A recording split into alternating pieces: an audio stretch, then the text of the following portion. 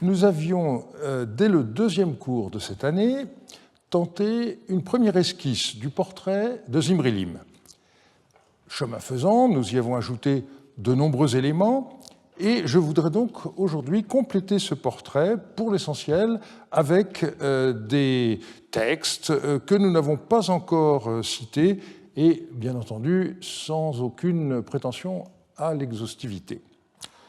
Je commencerai par traiter l'apparence physique du roi, qui était marquée par son désir d'impressionner ses visiteurs ou ses sujets. Nous passerons ensuite à ce qu'on peut appeler son apparence morale, qui se caractérise à la fois par sa manière de gouverner, une volonté de paraître généreux, mais aussi la nécessité de se faire respecter. Et nous terminerons par son souhait de laisser une descendance, mais aussi une image positive de lui-même à la postérité. Et vous verrez que, sur certains points, on a une situation qui est normale à l'époque, je dirais presque banale, mais sur d'autres, en revanche, il s'agit d'un portrait beaucoup plus original. Le roi de Marie apparaissait en public à de nombreuses occasions et il soignait manifestement son image. Nous commencerons par étudier ses vêtements, puis les moyens de transport qu'il utilisait, avant de mesurer l'importance des apparitions royales. Et nous terminerons en décrivant quelques aspects du cadre ordinaire de l'exercice du pouvoir, c'est-à-dire le palais. Quelques textes montrent le grand souci qu'avait Zimri-Lim de ses vêtements à l'occasion de rencontres avec d'autres rois ou d'apparitions publiques. C'est ainsi que, peu avant une réunion décisive avec les rois yaminites, Zimri-Lim donna des instructions extrêmement précises concernant la préparation de la coiffe qu'il devait alors porter. Il souhaitait manifestement impressionner ses interlocuteurs par le luxe de ses atours, comme le montre cette lettre de l'intendant Mukanichum. Vrai, je t'ai dit un nombre incalculable de fois à propos du cristal de roche, des pierres fines et de l'or de la tiare, fais-moi penser que cette tiare doit être décorée. Tu ne m'as pas fait penser à elle. Je suis resté 8 jours à Terka sans que tu me fasses porter cristal de roche, pierre fine, ni or. Cette tiare n'a pas ce qu'on devait lui enfiler. Maintenant, les rois vont arriver et elle se trouve sans ce qu'on devait lui enfiler. Le jour même où tu prendras connaissance de cette tablette de moi, fais-moi porter cristal de roche, pierre fine, or et tiare rapidement par un serviteur à toi, afin qu'elle reçoive à Sagaratum ce qu'on devait lui enfiler avant que n'arrivent les rois. Donc vous voyez un ton qui est véritablement celui d'une urgence capitale.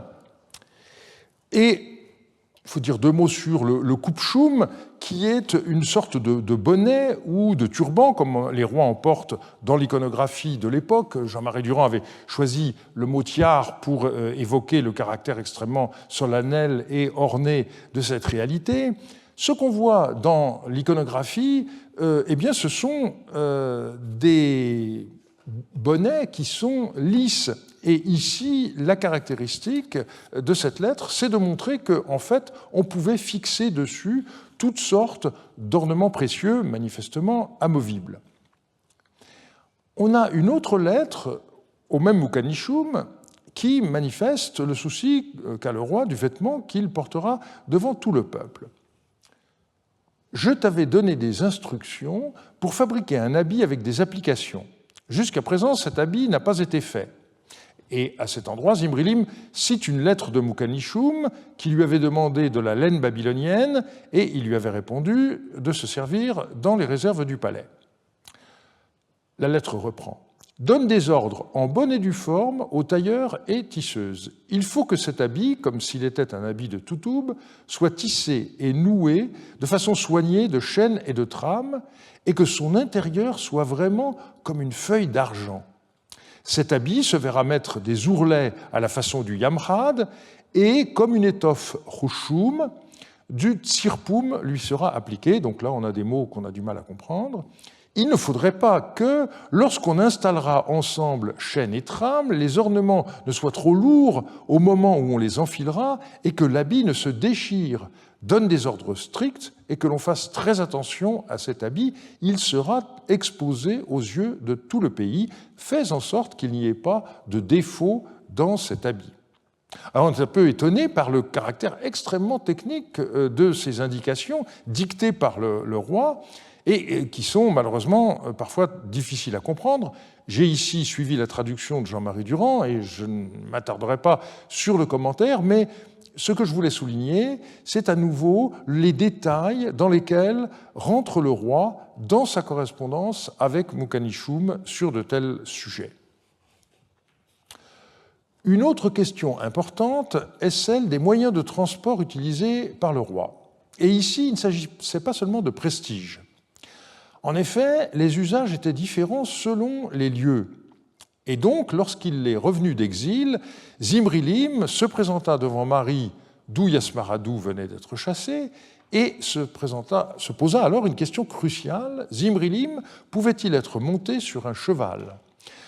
Bardilim le lui déconseilla, comme il le rappela par la suite, et c'est un fait avéré aussi que lorsque nous arrivâmes en face d'Appan, donc à proximité de Marie, j'ai dit ceci à Monseigneur. Aujourd'hui, le pays de Yarir t'est livré. Or, ce pays-ci est revêtu de l'habit acadien. Il faut que Monseigneur honore sa capitale. Assurément, tu es roi de Bédouin, mais tu es aussi, en second lieu, roi d'un territoire acadien. Monseigneur ne doit donc pas monter sur des chevaux. C'est sur un palanquin et sur des mules que Monseigneur doit monter afin d'honorer sa capitale. Voilà ce que j'ai dit à Monseigneur.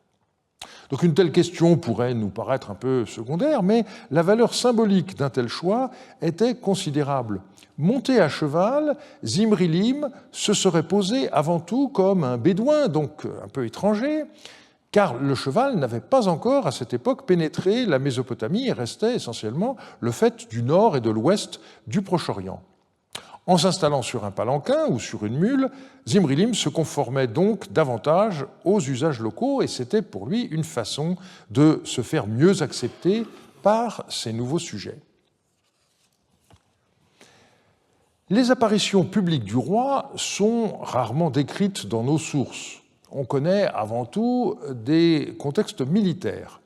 Il semble que l'on considérait comme essentiel que le roi passe en revue ses troupes avant que celles-ci ne partent au combat. Et c'est pourquoi Meptoum, qui était le responsable du Surum, la région en aval de Marie, conseilla à Zimri-Lim de venir en personne encourager les soldats, même au cas où des présages défavorables lui interdiraient de partir avec eux. Que Monseigneur s'en aille en fonction de ses présages. Si le Dieu a répondu oui à Monseigneur pour son déplacement, que Monseigneur vienne ici. Et même si les présages sont mauvais, que Monseigneur vienne ici, qu'il voie ses serviteurs et qu'il fasse le salut à ses serviteurs. Quand Monseigneur se tiendra dans l'assemblée de ses serviteurs et que ses serviteurs le verront, le cœur des fantassins vivra. Et de même que Monseigneur se tiendra avec sa troupe à la tête du champ, de même, le cœur de la troupe brillera-t-il comme le soleil. Donc, selon cette lettre, il suffisait que Zimri-Lim se montre à ses troupes pour que celles-ci soient galvanisées et partent au combat gonflées à bloc, comme nous dirions aujourd'hui. Mais c'est aussi sur un plan purement physique que se marque le rayonnement du monarque et la volonté de souligner la valeur du roi que l'on sert conduit certains vassaux à certaines flatteries, comme celle-ci écrite à Zimri-Lim peu après sa conquête de Marie. Grâce à l'intelligence de Monseigneur et à la force de Monseigneur par laquelle il a ramené à son côté le pays entier, mes cheveux gris sont redevenus noirs. Moi-même, j'ai retrouvé la force de l'âge, mon cœur est redevenu jeune sans équivalent et ma renommée s'est fait entendre dans l'Ida-Maratz. La puissance du souverain qui ravigore son vassal et le rajeunit même physiquement, c'est beau. L'apparence du roi l'apparence physique du roi était d'autant mieux mise en valeur que le cadre de l'exercice du pouvoir était soigné, d'où le souci des souverains de disposer d'un palais qui impressionnait ceux qui y étaient admis. Or, le palais de Marie, à la fin du règne de Zimri-Lim, semble avoir donné des signes de délabrement. Il fallut entreprendre des travaux de restauration. C'est ce dont témoigne cette lettre du gouverneur de Marie, Bardilim. À l'heure actuelle, j'ai commencé à faire le magasin de Shunduru. Or, le travail du magasin n'est pas la totalité de notre travail. Il y a 5 fois plus de travail à l'intérieur du palais, du fait du recouvrement de la cour du Palmier. Pour ce qui concerne le bâtiment des gouvernantes, à l'entrée, il y a une poutre qui s'est brisée. En ce qui concerne le toit du Paparoum, plusieurs sont brisés. Les murs du harem ont pris du ventre. Voici ce que m'a dit Tabat Charoussou, le mur du harem, une petite cassure, va tomber du côté de l'entrepôt. Sans compter le travail du magasin, ces divers travaux à l'intérieur du palais représentent 5 fois plus. On pourrait passer 1 heure au moins à commenter ce texte.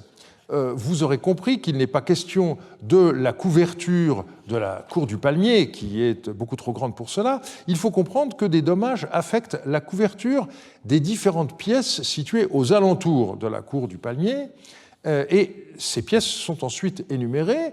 On a une poutre qui est brisée dans le bâtiment des intendantes, à proximité des cuisines, d'une part, et on a également plusieurs poutres qui sont brisées dans le Paparoum, c'est-à-dire la salle 64. On possède également une lettre de Mukanichum qui montre les dégâts que pouvaient faire de grosses pluies. Les bâtiments au patio, à 1 ou 2 endroits déjà, seuils et murs anciens ont subi l'attaque des grosses eaux. J'ai fait, selon les ordres de Monseigneur, un ajout à la paroi du mur pour le devant, du côté où se trouve l'espace couvert, et aux affleurements en briques cuites à gauche et à droite. L'ensemble est stabilisé. Alors, il est impossible de situer l'incident sur un plan du palais, mais il nous rappelle le souci que causaient aux anciens les pluies rares, mais quand elles se produisent, parfois très violentes, et sur lesquelles Jean Margueron a régulièrement insisté dans ses études de l'architecture et de l'urbanisme. La cour du Palmier pouvait servir de cadre à des événements festifs. On n'en a pas de récit dans des lettres, puisque ça se passe à l'intérieur du palais de Marie, lorsque le roi s'y trouve, mais certains textes administratifs en sont les témoins, comme ce conte de jarres de vin qui enregistre notamment 5 jarres de vin lorsque les messagers formant le cortège nuptial de Sipkuna Adou ont siégé devant le roi dans la cour du Palmier. Il s'agissait des envoyés venus depuis le Zalmakoum, donc la haute vallée du Balir, chercher la princesse Khazala, qui avait été donnée en mariage au roi de Chouda en l'an 7 de Zimri-Lim. Et donc vous pouvez imaginer que l'atmosphère dans la cour du Palmier fut à ce moment-là plutôt joyeuse.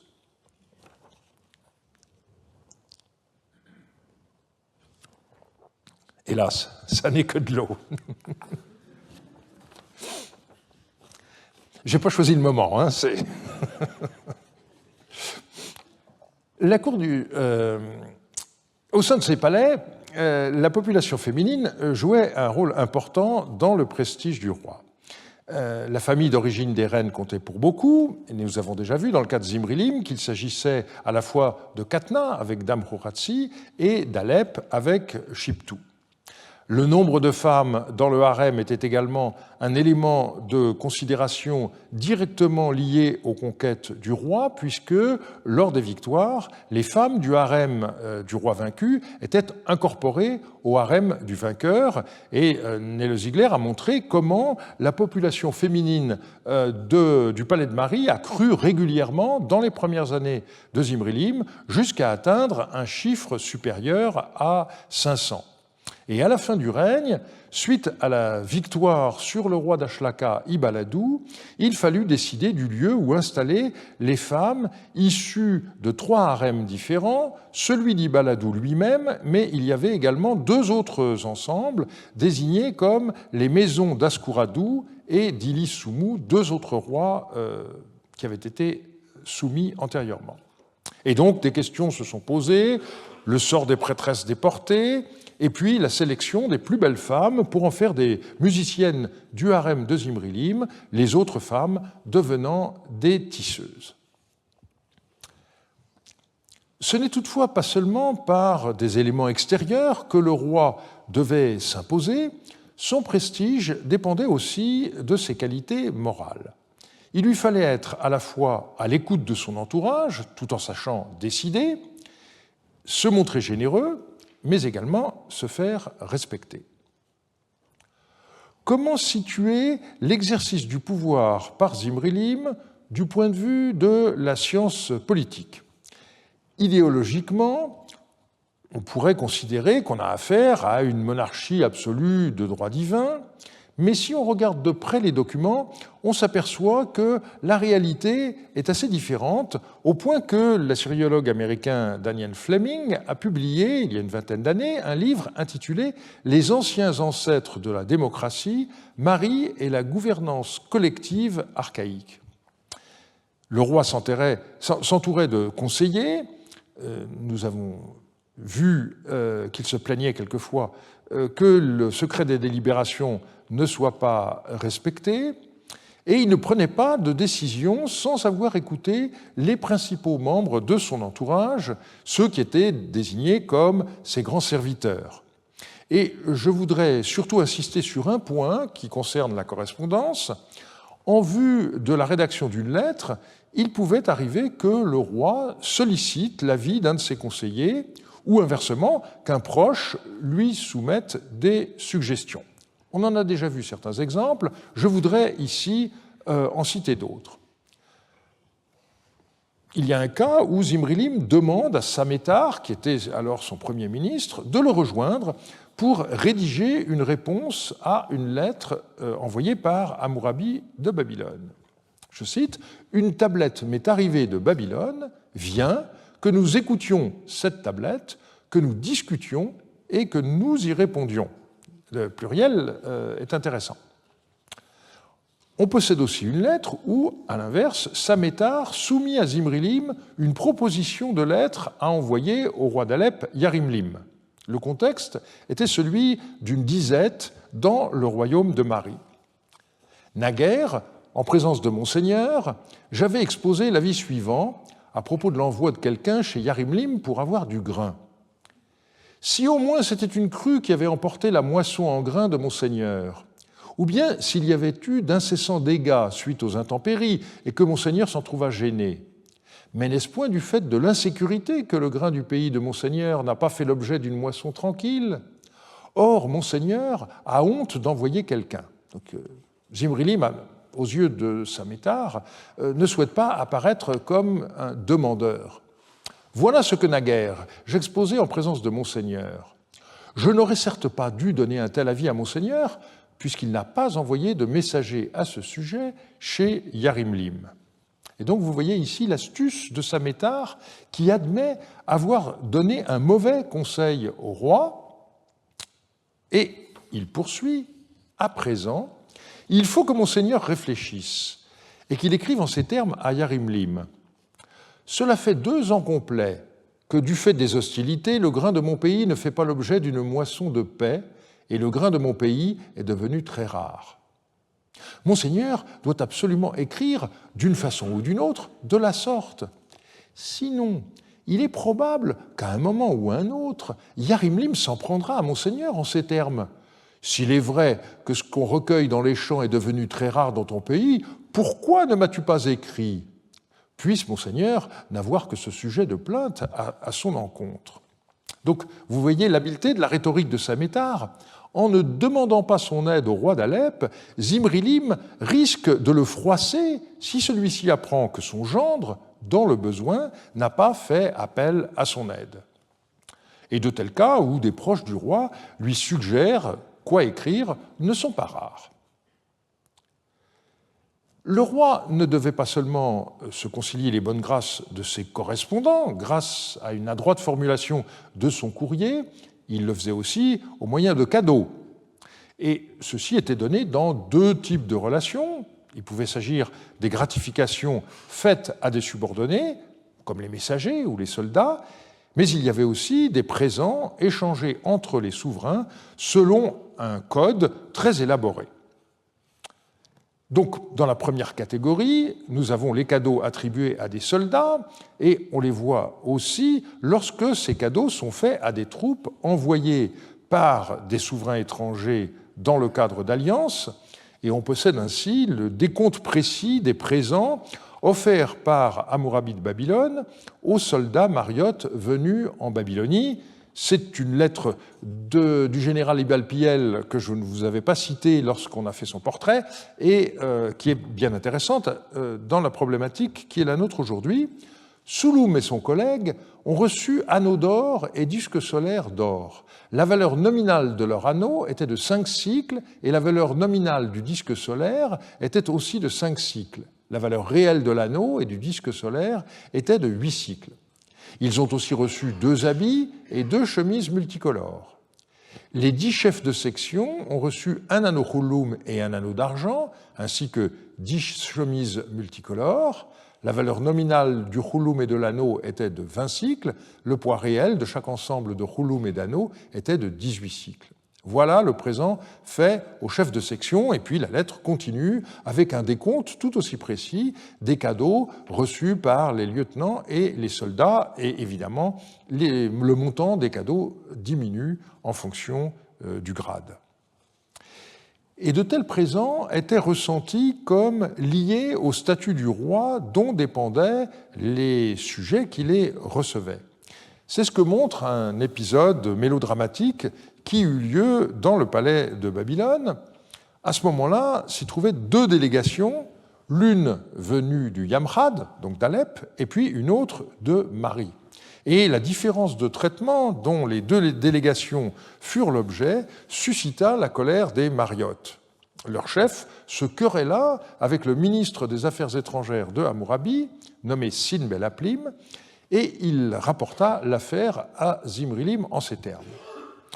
Nous sommes entrés pour le repas qui devait avoir lieu en présence de Hammurabi. Nous sommes entrés dans la cour du palais, Zimri-Adou, moi-même et Yarimadou, nous 3 seuls, on nous a revêtus d'habits. Et les Yamhadéens qui sont entrés avec nous, on les en a tous revêtus. Comme il avait vêtu tous les Yamhadéens, alors qu'il ne l'avait pas fait pour les secrétaires serviteurs de Monseigneur, moi j'ai dit à Sin Bel-Aplim à leur propos, « Pourquoi cette ségrégation de ta part envers nous, comme si nous étions des fils de truie? Nous, de qui donc sommes-nous les serviteurs? Et les secrétaires, de qui le sont-ils? Nous tous, nous sommes serviteurs d'un roi de premier rang. Pourquoi faites-vous être étrangère la droite avec la gauche ?» Voilà ce que j'ai dit vivement à Sin Bel-Aplim. Moi-même, je me suis pris de bec avec Sin Bel-Aplim et les secrétaires, serviteurs de Monseigneur, se sont fâchés et sont sortis de la cour du palais. On a dit l'affaire à Hammurabi, et par la suite on les a vêtus d'habits. Une fois qu'ils furent tous vêtus, Tabeli-Matim, le Premier ministre, et Sin Bel-Aplim, le ministre des Affaires étrangères, m'ont fait des reproches et m'ont tenu ce langage. « Voici ce que te dit Hammurabi. Tu ne cesses dès le matin de me chercher noise. As-tu donc la charge d'être le censeur de mon palais concernant les habits? Je vais qui me plaît, et ne vais point qui me déplaît. Je ne vêtirai pas une autre fois de simple messager à l'occasion d'un repas. » Voilà ce qu'a dit Hammurabi. Monseigneur en est informé.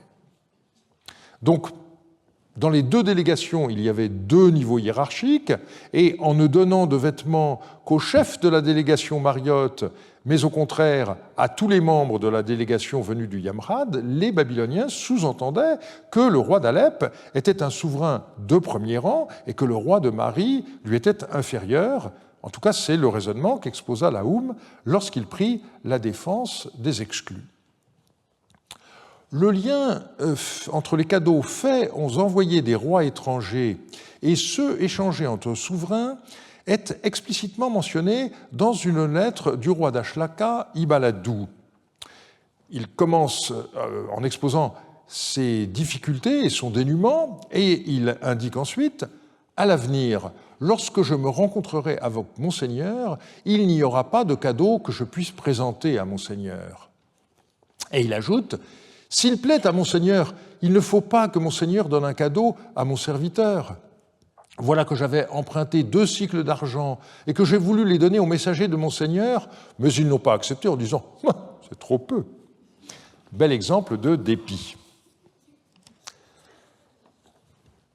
Faire des cadeaux à d'autres rois était également essentiel dans le cadre des relations diplomatiques. C'est ce que montre ce passage d'une lettre du roi d'Alep, Yarimlim, adressée à Zimrilim au tout début de son règne. « Ton ennemi n'est-il pas Ishmedagan, et lui seul ? À présent, cet homme ayant beaucoup d'argent et d'or, il ne faudrait pas qu'il séduise ces gens qui sont tes frères et les éloigne de toi. Sois ami de ces gens qui sont tes frères. Lorsqu'ils viendront à toi, fais-leur donner des habits et un vase précieux en argent. Tu n'es pas pauvre en habits et vases précieux. Ne sais-tu pas que ta position est celle d'un grand roi ? Autre chose, fais autant de présents qu'il en faudra et sois ami de tes frères. » Donc, cette lettre montre que parmi les cadeaux les plus appréciés figuraient les vases en métaux précieux et les vêtements de luxe, et c'est ce que montrent notamment les innombrables tablettes de comptabilité qui ont été publiées dans les volumes 30 et 31 des Archives royales de Marie. L'envoi d'animaux plus ou moins exotiques était courant, et parfois il s'agissait aussi de produits liés à de tels animaux, comme le montre cette lettre de Adalcheni à Zimrilim. Le roi des Loulous, de passage chez moi, ne cesse de me demander des cornes de taureaux sauvages et il m'importune constamment. À présent, si en vérité tu as de l'amitié pour moi, ne refuse pas cette requête de ma part. Fais-moi porter 20 ou 30 cornes de taureaux sauvages et une parure en plumes d'autruche. Les aliments rares faisaient également partie des produits de luxe convenant au prestige du roi. Nous avons déjà vu que les gouverneurs de province ou les chefs nomades faisaient porter à Zimrilim ce qu'on trouvait dans la steppe, comme des truffes, mais il y a également des œufs d'autruche. Toujours dans la rubrique alimentaire, le vin constituait une donnée très convoitée par les rois situés dans les zones trop chaudes pour en produire, et la région de Carchemish en particulier était une productrice de vin très appréciée à Marie et au-delà à Babylone. Et puis l'envoi de personnes spécialisées était très apprécié, en particulier les chanteurs et les chanteuses, comme l'a montré Nele Ziegler, également certains artisans comme des tisserands. Bien entendu, en faisant des présents, le roi manifestait sa générosité, mais il n'attendait pas seulement en retour de la gratitude. Il espérait ce que, depuis l'ethnologue français Marcel Mauss, on appelle un contre-don. Et la réciprocité est explicitement évoquée comme la règle dans cette lettre du roi d'Ashnakoum. Shadoum Laboua, je vais bien, écris-moi de tes nouvelles. Donc là, c'est la réciprocité en matière épistolaire. Autre chose, fais-moi porter de l'huile parfumée dont j'ai coutume de moindre, de l'huile au cyprès. Et quant à toi, pour tout désir de ta part, écris-moi pour que je te le fasse porter. L'huile parfumée que souhaite le roi d'Ashnakoum fait partie de ces éléments physiques de prestige que j'ai évoqués tout à l'heure. Et de fait, lorsque les courtisans veulent flatter le roi, c'est paradoxalement à sa bonne odeur qu'ils font allusion. Monseigneur a touché de ses 2 mains le bord de mon vêtement et je respire la bonne odeur de Monseigneur dans ma maison.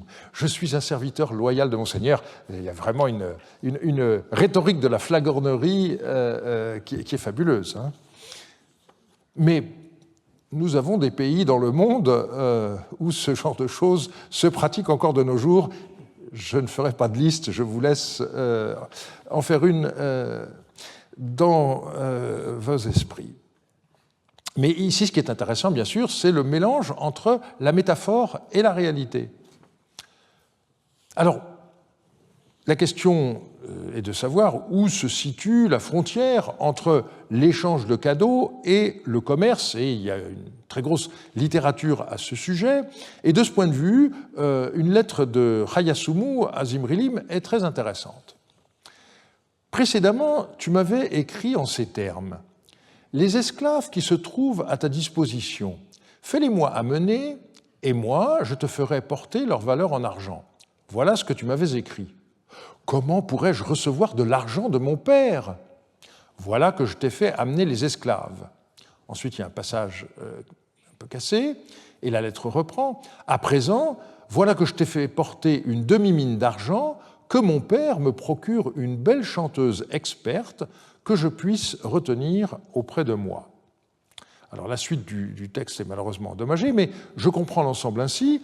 Zimrilim, souhaitant recevoir de son vassal des esclaves, a affecté vouloir les acheter. Mais Hayasumu déclare les lui envoyer comme cadeau et lui-même fait porter de l'argent à Zimrilim pour que celui-ci lui envoie une musicienne, et donc il marque nettement son statut d'infériorité, lui donne sans se faire payer, mais n'espère pas recevoir quelque chose en échange, et donc envoie de l'argent pour ce qu'il réclame. La notion de respect était très importante et se traduisait par un système hiérarchique entre les rois assez complexe qui permettait de tenir compte des rapports d'âge, mais aussi de puissance qui existaient entre eux. Il y avait 3 degrés, les rois de même statut se traitaient entre eux de frères, qu'ils fussent de premier rang ou pas. Les rois de moindre envergure étaient les fils des souverains plus puissants, qui étaient leurs pères, et puis certains roitelets étaient les serviteurs des rois de premier rang, qui étaient leurs maîtres. C'est un usage qui se déduit aisément des documents que nous possédons. Mais nous avons la chance que plusieurs lettres définissent ce code explicitement. Et nous avons en particulier 2 lettres du chef nomade Ashmat que nous avons déjà vues, qui montrent très clairement les nuances entre ces différentes appellations. Donc, on a lu la première la semaine dernière, où Ashmat conseillait au roi de Mari d'accepter de traiter le roi de Khanzat, Aduna Adou, sur un pied d'égalité en lui écrivant en tant que frère. Mais il existe une autre lettre où Ashmat conseillait en revanche à Zimrilim l'expression la plus distante à l'égard de rois qui s'étaient révoltés contre lui. Et lorsque Monseigneur leur écrira, qu'ils ne leur écrivent pas en tant que père ou frère, mais qu'ils leur écrivent seulement « Ainsi parle Zimrilim ». De sorte que par la suite, lorsqu'ils se seront réconciliés avec Monseigneur, d'eux-mêmes, ils diront « Oui, Monseigneur ». Donc, on voit bien cette hiérarchie à 3 niveaux. Le respect se marquait non seulement de façon verbale, dans les lettres en particulier, mais aussi dans la gestuelle. Un messager pouvait, dans certains cas, être considéré comme un émissaire personnel du roi qui l'envoyait, et donc il fallait alors qu'il soit traité comme si le roi qui l'envoyait était présent. C'est ce que montre cette lettre adressée à Zimrilim à propos d'un envoyé du roi d'Alep, Yarimlim. Il ne faudrait point qu'on lui fasse des ennuis à propos de prosternation. Yarimlim a en effet tenu ses propos « J'ai envoyé l'individu comme mon représentant personnel, littéralement comme mon propre corps. Monseigneur ne doit donc pas exiger la prosternation de cet homme. » Et donc, comme souvent, c'est l'exception seule décrite qui nous permet de connaître la règle ordinaire. Normalement, les messagers devaient se prosterner devant les rois auxquels ils étaient envoyés. On n'a pas de représentation de l'époque, et donc je vous ai mis une représentation du premier millénaire, dont on peut penser qu'elle représente une posture qui existait déjà auparavant. En sens inverse, lors de l'invasion élamite de 1765, certains rois jugèrent plus prudent de se prosterner devant les émissaires de l'empereur iranien. Et donc un envoyé de Zimrilim à Kourda raconta au roi de Mari comment le souverain local refusa de s'abaisser. Les messagers élamites sont arrivés à Kourda. Mais Hammurabi n'est pas sorti au-devant d'eux se prosterner. Les messagers élamites ont dit « Pourquoi Hammurabi n'est-il pas sorti à notre rencontre? Ne s'est-il pas prosterné et n'a-t-il pas offert bœufs et moutons ?» Les questions d'étiquette étaient également très sensibles au moment des repas. Comme l'indique ce fragment de lettre, ils se prosterneront 3 fois et lorsqu'ils entreront pour le repas, ils se prosterneront à nouveau 3 fois. Et l'auteur de la lettre dit j'avais dit alors, il suffit de se prosterner 2 fois. Lorsqu'ils seront assis en face de moi pour le repas, ils devront se prosterner en fonction du nombre des plats que je leur présenterai. Malheureusement, c'est un fragment et nous ne savons pas où la scène ici décrite a eu lieu. Beaucoup de gens s'appliquèrent à donner à Zimrilim une renommée de roi victorieux. Nous avons déjà eu l'occasion de voir, dans plus d'un rêve ou d'une prophétie, que l'aide divine était promise à Zimrilim dans ses entreprises guerrières, mais la lecture rétrospective des événements était aussi l'occasion d'y voir le soutien des dieux. C'est ce que montre une lettre célèbre dont l'auteur reproche à certains habitants du royaume de Marie de ne pas avoir aidé Zimrilim dans sa lutte contre les fils de Samsi-Adou. J'ai répondu « Lorsque Monseigneur a triomphé d'Ishmédagan et a expulsé Yasmaradou de Marie, puis lorsque les Yaminites ont été hostiles à Monseigneur, Monseigneur vous a écrit pour que vous lui donniez des troupes. Or, vous ne lui avez rien donné. C'est grâce à la parole des dieux Dagan et Itourmer que Monseigneur a vaincu ses ennemis, a réduit leur ville en telle et en ruine et a accompli leur annihilation. C'est sur ses propres bœufs que Monseigneur a l'habitude de compter. Vous ne lui avez montré nulle faveur. » Donc vous voyez ici, une fois de plus, la paire formée par Dagan, le dieu régional du Moyen-Euphrate, et Itourmer, le dieu de la ville de Marie. En dépit du manque de soutien de certains alliés supposés, Zimrilim a pu remporter 2 victoires cruciales.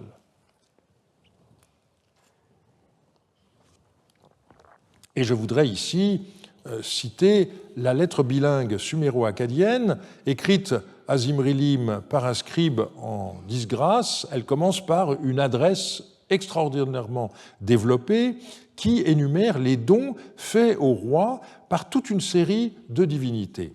« Dis à Monseigneur, ô roi juste, bien-aimé de Nunamnir, au roi Khan et Enlil ont nommé de façon stable à la royauté, depuis le pur sein maternel, à qui Enki, le roi, le seigneur qui fixe les destins, Nudimud, le prince auguste, dont les décrets ne peuvent être altérés, a décrété un bon et grand destin et une vie éternelle, qu'il a rendu prééminent parmi les rois. Que Ninhursanga, la grande mère, maîtresse des pays, créatrice des dieux et de l'humanité, de ses mains pures, a rendu extrêmement beau et élevé au principat. Que Dagan, la grande montagne, père des dieux qui installe à leur place les Anunnaku, le Dieu puissant, créateur du ciel et de la terre, père engendreur des dieux, a distingué dans l'univers en lui montrant sa préférence et qu'il a élevé à la royauté. Donc toujours dit à Monseigneur, à qui Shamash, roi du ciel et de la terre, seigneur de l'Ebabar, qui décide du destin pour toute l'étendue du ciel et de la terre, Dieu juste, dont la parole est respectée et dont aucun Dieu ne change l'ordre, a placé sceptre et justice dans la main et à qui il a donné de vastes pays à gouverner. À qui Hadad, le plus grand héros des dieux, le chef, fils d'Anou, gardien des écluses du ciel et de la terre, dispensateur de vie pour tous les êtres, a octroyé une arme puissante, de sorte qu'il ne lui a pas laissé subsister de rival. Dont Ishtar, maîtresse du ciel et de la terre, qui marche en tête de la bataille et des combats, qui donne la sécurité aux villes saintes, a rendu le combat prééminent parmi les combats et dont elle a rendu les armes plus grande. Alors il faut souligner ici le caractère très convenu de ce passage qui doit plus à la littérature de l'Irak du Sud qu'à la tradition vivante du monde demi-bédouin dans lequel vivait Zimrilim, mais il y a quand même la présence de Dagan, par exemple, qui ne figurerait pas dans un texte de Babylonie. Le passage est entièrement conservé, et ce qui est frappant, c'est l'absence du dieu Lune, Sin, qui était au contraire le dieu protecteur de la tribu du Yamut Baal ou encore des rois du Zalmakoum. Il nous reste une dernière question à aborder, l'attitude de Zimrilim face à la postérité. Je rappellerai rapidement l'importance pour le roi de laisser une descendance, mais aussi des images de lui-même et finalement des textes. La première préoccupation d'un roi, c'était d'avoir une descendance, et le pouvoir monarchique étant exclusivement aux mains des hommes, c'est avant tout des garçons qu'on se préoccupait. Nous connaissons 3 fils de Zimrilim grâce aux listes de distribution aux femmes du harem, et les noms qui leur furent donnés ne devaient rien au hasard, puisqu'ils portent les noms des ancêtres de Zimrilim. Son grand-père Yagidlim, son père Radniadou, et puis son oncle, selon les cas, son père officiellement, et qui l'a précédé sur le trône, Yartunlim. Autre façon de laisser une trace, bien sûr, c'est d'ériger des monuments.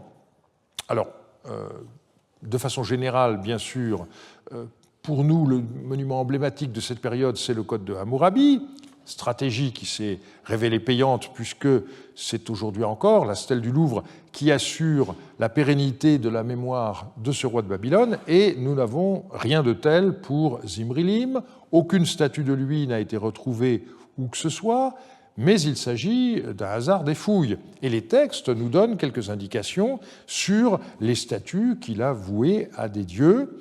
Et donc, je rappelle ce que nous avons déjà vu, la distinction fondamentale entre, d'un côté, les statues de culte des divinités, qu'il revenait au roi d'orner, de pouvoir d'une arme symbolique ou d'un trône, et puis d'autre part, les statues qui représentent le roi en tant que dévot et qui étaient disposées dans la cella d'un temple de façon que la divinité n'oublie pas son fidèle en ayant constamment sous ses yeux sa représentation.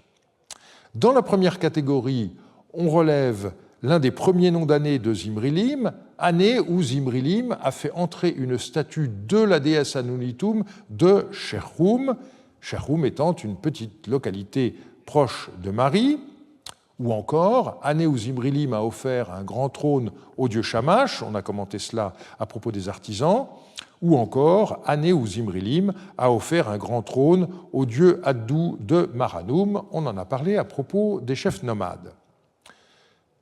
Dans la deuxième catégorie, donc les statues d'Oran, on a l'année 2 de Zimrilim, année où Zimrilim a offert sa statue, entendez, la statue de lui-même, au dieu Addou d'Alep, et il s'agissait bien d'une statue représentant le roi. La fabrication de cette statue a donné lieu à de nombreux problèmes. Vous vous rappelez que j'ai cité une lettre très sévère de Zimrilim à l'intendant Mukhanishum qui refusait les dépassements de devis des artisans chargés de la fabrication de cette statue. Et puis on connaît par ailleurs les instructions que Zimrilim a données à son chef de musique Waradi-Lishu, qui fut chargé de transporter cette statue jusqu'à Alep. Et Waradi-Lishu rendit compte de sa mission depuis Alep. Je suis entré à Alep le jour du Shurum, c'était le 7 courant du mois, c'est bien le 7 que le sacrifice de mon Seigneur a été fait. Le bonheur ou le bon gré a été obtenu sur tous les points, et j'ai fait se tenir debout la statue de mon Seigneur devant Addou. Autre chose, à propos de la place de la statue, j'ai répété à Yarimlim les directives de Monseigneur en ces termes. Monseigneur a dit « Jadis, j'ai grandi sur le bas-ventre de Addou, maintenant donc la statue de Monseigneur doit se tenir debout sur le bas-ventre de Addou. » Donc ici, Zimrilim fait clairement allusion à son enfance, et ce texte est un des éléments qui font penser que pendant toute la période où Marie fit partie du royaume de Haute-Mésopotamie, Zimrilim vécut dans le royaume d'Alep. Et la lettre reprend ces termes. « Voilà ce que je lui ai dit, Yarimlim m'a répondu, sur le bas-ventre d'Adou, la statue d'argent de Shamash qui s'y tient, où se tiendra-t-elle? Alors les devins doivent interroger Adou en ces termes, où pourrait se tenir la statue d'argent? Qu'en est-il? Face au dieu, ou bien à l'opposé du dieu, sur le seuil, ou encore sur le socle? Et là, malheureusement, une lacune de 10 lignes à peu près, et la lettre se poursuit. Les directives de Monseigneur, tout ce dont Monseigneur m'avait chargé, j'en ai donné un rapport détaillé à Yarimlim. À ce rapport, il m'a répondu favorablement et sans désagrément. Alors, cette affaire a été commentée par un archéologue qui a travaillé sur l'iconographie du dieu de l'orage en Mésopotamie, Albert Dietz. Il a fait remarquer que ce texte prouve que la statue de culte d'Adou à Alep représentait le dieu assis. Et cette observation l'a conduit à revoir les découvertes faites par Kay Kohlmeier dans la cella du temple d'Adou qu'il a fouillé sur la citadelle d'Alep. Au niveau du bronze moyen, on a retrouvé une niche cultuelle qui contenait de gros morceaux de calcaire et de basalte. Le fouilleur pensait qu'il s'agissait des fragments d'une stèle, et en fait, Albert Dietz suggère qu'il s'agisse de fragments du siège et du dossier qui formaient le trône sur lequel la statue du dieu Adou était assise. Et de mon côté, je relève cette figurine anatolienne un peu plus tardive, en or, mais qui peut nous donner une idée de la façon dont Zimri-Lim souhaitait que sa statue soit installée sur la statue du dieu assis. À côté de cette affaire, devenue célèbre, on peut mettre un coup de projecteur sur d'autres textes moins spectaculaires et pourtant bien intéressants. J'en retiendrai deux. Le premier est une lettre de Banoum à Zimri-Lim. Banoum, vous vous rappelez, c'est le chef nomade simalite qui avait préparé le terrain pour permettre à Zimri-Lim de monter sur le trône de Marie. Et voici ce qu'il écrivit. Monseigneur m'a envoyé un message au sujet du bronze, propriété sacrée qui se trouve dans le temple de Dagan de Sagaratum, en disant « Les devis pour ma statue et pour ta statue ne sont pas complets, car je n'y ai pas vu la freinte que subira le bronze. » Voilà le message de Monseigneur. « J'ai rassemblé les objets que tu sais en bronze et je les ai mis sous scellés à mon sein. S'il y a une quelconque freinte pour le bronze, Monseigneur doit me le faire savoir, afin que l'on fasse porter ces objets en bronze. » Et donc on voit comment il était prévu de faire fondre différents objets en bronze présents dans le temple de Dagan de Sagaratum pour fabriquer deux statues. Ce système de recyclage était courant. Et ces deux statues sont une de Zimri-Lim, mais aussi une de Banoum. Et la crainte de Banoum, c'était que les calculs des artisans, plutôt la crainte de Zimri-Lim, c'était que les calculs des artisans n'aient pas tenu compte des pertes lors de la refonte, ce qui obligerait à utiliser davantage d'objets en bronze. Et Jean-Marie Durand a très justement souligné le fait que les deux statues sont mises sur le même pied, ce qui souligne l'importance considérable de Banoum. Zimri-Lim et Banoum voulaient manifestement remercier le dieu Dagan de Sagaratum de la victoire obtenue sur Yasmaradou en déposant dans son temple une statue votive à l'effigie de chacun d'eux. La deuxième lettre est d'un certain Yamlikoum.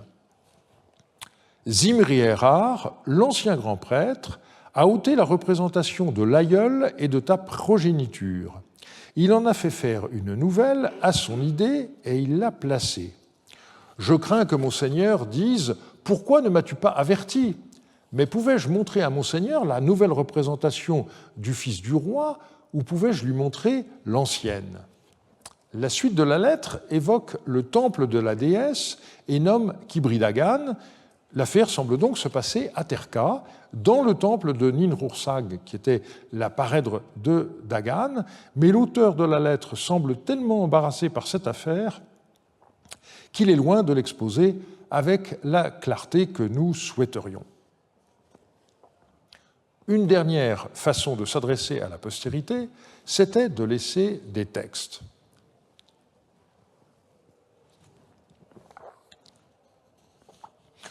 il faut avouer que fort peu d'inscriptions royales au nom de Zimri-Lim ont été retrouvées. Il s'agit d'abord d'une très brève inscription sur brique, publiée par Thureau d'Angin dès 1936, qui a été retrouvée dans un escalier du palais. Zimri-Lim, roi puissant, qui fait faire le travail des dieux, texte sans parallèle et bien énigmatique. On a aussi une inscription retrouvée sur différents fragments de tablettes à Terka.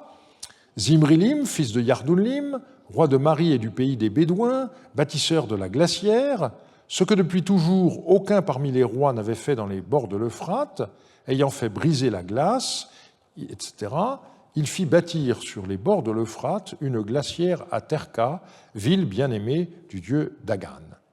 Alors ici, un bref commentaire. Dans la réédition de Rime IV, Douglas Frayne avait gardé la restitution du nom de Tutul à la fin de la ligne 3, à la suite de l'indication roi de Marie, mais c'est impossible, comme nous l'avons indiqué dans FM5. Malheureusement, les collègues continuent à citer l'édition de Rime IV telle qu'elle, sans tenir compte de la littérature postérieure. Tutul ne faisait pas partie directement du royaume de Marie sous Zimri-Lim, au contraire de ce qui existait à l'époque de Yardoun-Lim.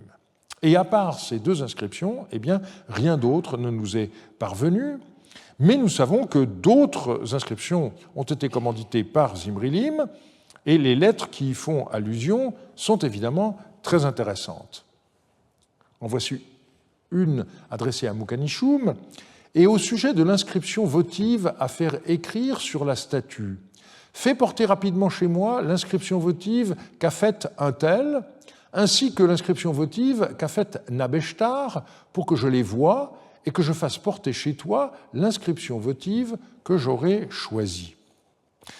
C'est ici un exemple particulièrement intéressant où l'on voit un roi intervenir directement dans le choix du texte d'une inscription votive. Donc Zimri-Lim cite les noms des deux scribes auteurs de deux projets d'inscription et malheureusement, nous n'avons pas les textes correspondants. Mais il se pourrait bien que nous ayons un texte de ce genre.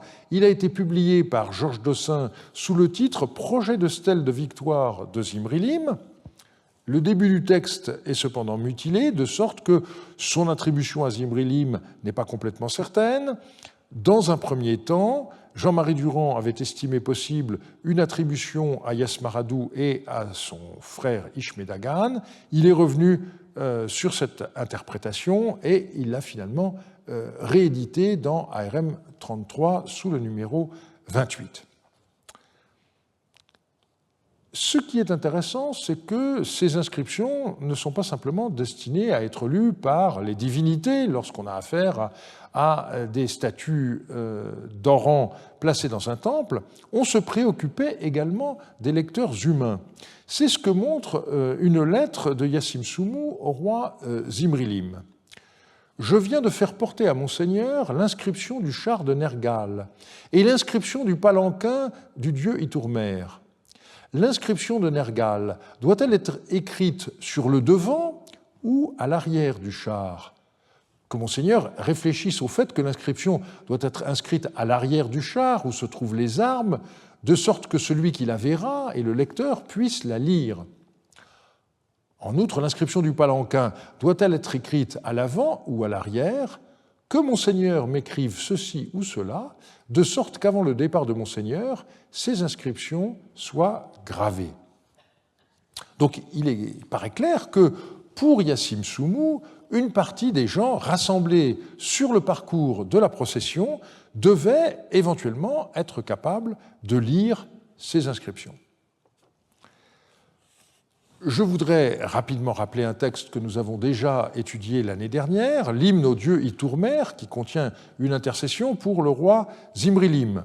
Le texte commence ainsi : « Je veux louer Itourmer le fort, qui détruit le méchant dans son pays, qui instaure la justice dans sa capitale. Ceux qui ne craignent pas Itourmer, il a brisé leur pays, il les a privés de fils et de filles. Cessez vos activités, passez la porte d'Itourmer, Il protège ceux qui le craignent. Ceux qui ne le craignent pas, il s'empare de leur demeure. Vaillante Itourmer, bénis Zimrilim le roi pour toujours. Il faut souligner que, contrairement aux hymnes en sumérien au roi d'Ur III et d'Issine, ce texte n'est pas rentré dans le curriculum scolaire. Il n'est connu que par un seul manuscrit et n'a eu aucune postérité. Et il me faut, pour terminer, dire quelques mots de l'épopée de Zimrilim, dont nous avons déjà parlé la semaine dernière. Comment Zimrilim est-il présenté dans ce texte? Eh bien, on peut faire la collecte des épithètes par lesquelles le roi est loué. On le qualifie de taureau sauvage. Zimrilim, héritier de Yardullim, champion des Bédouins, celui qui a chassé l'adversaire, celui qui a soumis les ennemis, Zimrilim, celui qui déploie sa lance, Zimrilim, léopard des combats, le fort qui capture les méchants et anéantit ses ennemis, Zimrilim, serviteur de Dagan, le prince lui-même avait l'aide d'Itourmer le brave. Au contraire de la lettre bilingue du scribe en disgrâce que j'ai citée tout à l'heure, ce texte n'accumule pas des généralités apprises à l'école, il correspond vraiment aux réalités du lieu et du moment. Il insiste sur le soutien des divinités, les dieux lui donnèrent le nom de Zimrilim, on trouve aussi un peu plus loin ce passage, Anunitum marchait à sa droite, Addou le tonnerre lança son appel, et s'agissant d'une épopée, bien sûr, la tonalité guerrière est très marquée, je me limiterai à cette seule citation, il, donc Zimrilim, cueillit la troupe ennemie comme un roseau, les guerriers tombèrent en morceaux comme un tamaris, la terre fut irriguée de leur sang. Que faut-il retenir de ce portrait? Je dirais que le bilan final est un peu ambigu. D'un côté, on peut considérer que Zimrilim a échoué. Il a été vaincu par Hammurabi, après une campagne manifestement brève et sur laquelle nous ne savons rien. Il est mort, son palais a été occupé par les Babyloniens pendant environ 1 an et demi et finalement a été détruit, et sa survie antique a été des plus limitées. On a bien retrouvé il y a quelques années un texte encore inédit qui semble montrer qu'un roi de Terka postérieur a repris le nom de Zimrilim. On doit aussi rappeler le texte publié par Matthew Roots et Piotr Michalowski dans lequel Hammurabi commémore sa victoire sur Zimrilim. Et il semble bien que la tablette retrouvée à Nippur soit d'époque médio-babylonienne, mais c'est tout et c'est peu. Et pourtant, comme je l'avais souligné dès le premier cours, la défaite de Zimrilim a été l'instrument de la plus grande de ses victoires dans le très long terme.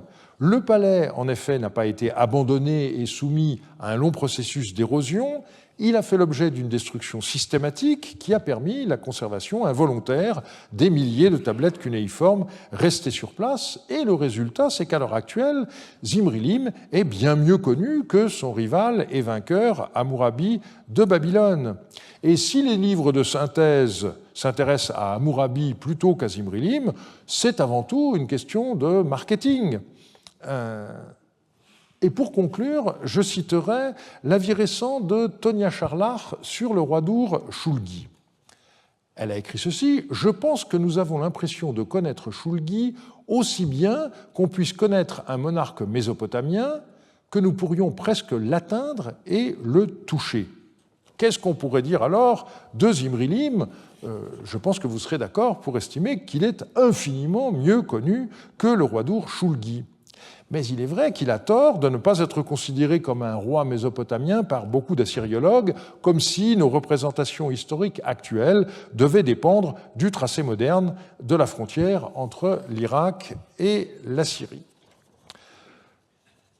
Pour l'année prochaine, nous poursuivrons l'enquête en faisant la visite des capitales de la Haute-Mésopotamie à l'époque de Zimrilim.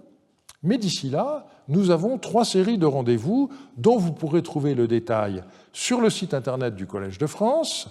Au mois de mai, 4 conférences de Hervé Reculot de l'Université de Chicago.